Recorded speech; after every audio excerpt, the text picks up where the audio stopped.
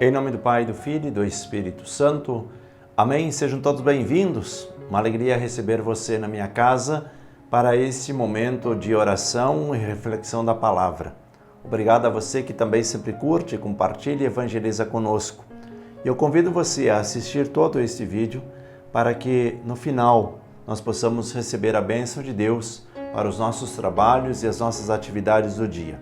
Vamos juntos rezar, meditar e assim colocar também nas mãos de Deus aquelas que são as nossas intenções mais íntimas e mais urgentes. Vamos juntos? O evangelho de hoje é retirado de Marcos, capítulo 2, versículos 23 até o versículo 28. O texto diz assim: Jesus estava passando por uns campos de trigo em dia de sábado. Seus discípulos começaram a arrancar espigas enquanto caminhavam. Então os fariseus disseram a Jesus: Olha, por que eles fazem em dia de sábado o que não é permitido? Jesus lhes disse: Por acaso nunca lestes o que Davi e seus companheiros fizeram quando passaram necessidade e tiveram fome? Como ele entrou na casa de Deus no tempo em que Abiatar era sumo sacerdote, comeu os pães oferecidos a Deus e os deu também a seus companheiros? No entanto, só aos sacerdotes é permitido comer esses pães.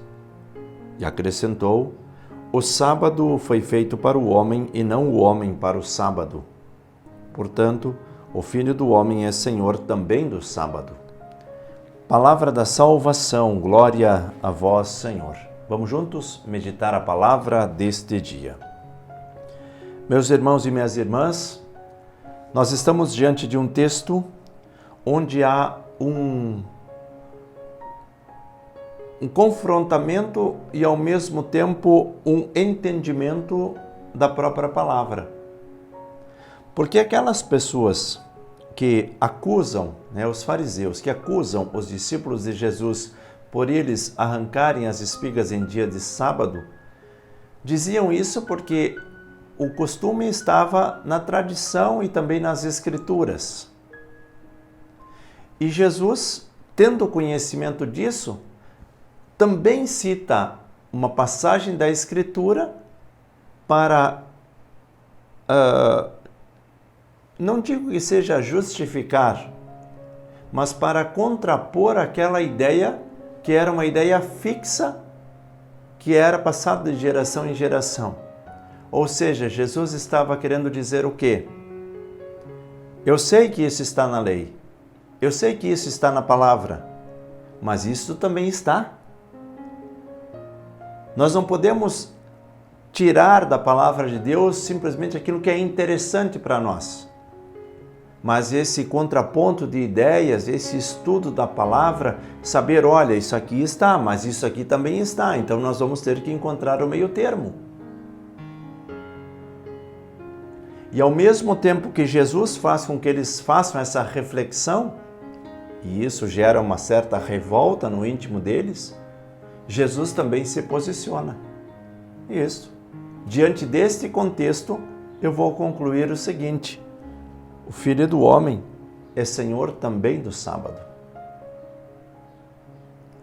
E aqui eu gostaria de retomar novamente o texto para que a gente pensasse naquilo que é mais urgente e mais íntimo nas nossas intenções. Porque aquilo que é urgente para você, quem sabe não seja para mim. Porque a urgência ela é muito pessoal. Por exemplo, se eu estou doente e eu preciso de um cuidado especial, é algo que acontece na minha vida. E você pode estar se recuperando ou recuperado, ou você ter saúde plena. Então a urgência ela é diferente. Por isso, no início da oração eu dizia, vamos rezar pelas nossas intenções mais íntimas e mais urgentes. Porque o que acontece? Nessa situação em que nós nos encontramos com os discípulos de Jesus, havia uma urgência. Qual era? Saciar a fome. Eles caminhavam com Jesus e passavam por uma plantação de trigo. E o trigo ele pode ser comido. Aquelas espigas, elas podem ser comidas, o grão ali da espiga pode ser comida. Já vai saciando um pouco da fome. E aí você pensa, nossa, mas é uma plantação de trigo, que diferença ia fazer algumas espigas que eles arrancavam? Mas a questão não estava na quantidade, estava no arrancar ou não as espigas. Então se valorizava mais o fato de não arrancar as espigas do que saciar a fome daqueles que têm fome. Veja como muitas vezes a gente inverte o sentido das coisas. Nós damos mais valor a uma lei, um costume, uma tradição, do que aquilo que é uma necessidade urgente. E Jesus procura sempre nos ensinar, primeiro aquilo que é urgente, depois as outras coisas nós vamos ver. Sacia a fome do povo, depois vamos tentar evangelizar. É como eu querer evangelizar alguém que está com muito frio ou com muito medo, né? A pessoa está vivendo um extremo na sua vida. Como que eu vou evangelizar? A pessoa não está nem ouvindo o que eu estou dizendo. Ela simplesmente está tentando fazer com que eu pare de falar para dizer, escuta, agora você tem como me saciar a minha necessidade? Tem como você me dar um casaco para que eu possa superar o momento de frio? Tem como você me dar um prato de comida para eu saciar a fome? Tem como você me abraçar para ver se eu consigo superar esse momento de medo? Creio que a palavra de hoje, ela vem para nos ensinar muitas coisas, mas, sobretudo, para a gente primeiro pensar. Sabemos que nós temos muitas intenções, mas o que é mais urgente? O que é que nós precisamos fazer agora? Ah, mas o correto seria tal coisa. Tudo bem, eu também sei que o correto seria, mas a urgência é essa. Vamos primeiro resolver as urgências para que depois a gente possa dar um passo.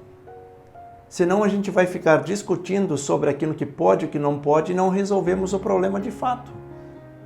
E você entende muito bem sobre isso, porque você já passou também por esses momentos delicados na sua vida, onde nós temos que resolver o urgente para depois tentar dizer, olha, eu sei que você errou, mas era uma necessidade particular, isso não vai se tornar lei. Você sabe o que precisa ser feito. E é assim que nós queremos agir daqui para frente. Nós resolvemos uma questão, mas agir de forma correta é assim. Gostaria que você se colocasse agora na presença de Deus, pedisse a bênção também de Deus para esse esclarecimento das ideias, para a verdadeira compreensão da palavra de Deus. Tem tantas coisas que nós lemos e relemos, mas no dia certo Jesus toca no nosso coração e diz, hoje é o dia de você compreender essa palavra. Quem sabe hoje seja o dia de muitas pessoas compreenderem esta palavra. Eu gostaria que fosse você. Vamos pedir a bênção de Deus sobre cada um de nós, os nossos trabalhos, atividades, compromissos. Pedir a Deus saúde de alma e de corpo. Em nome do Pai, do Filho e do Espírito Santo. Amém. Tenham todos um excelente dia e até o próximo programa.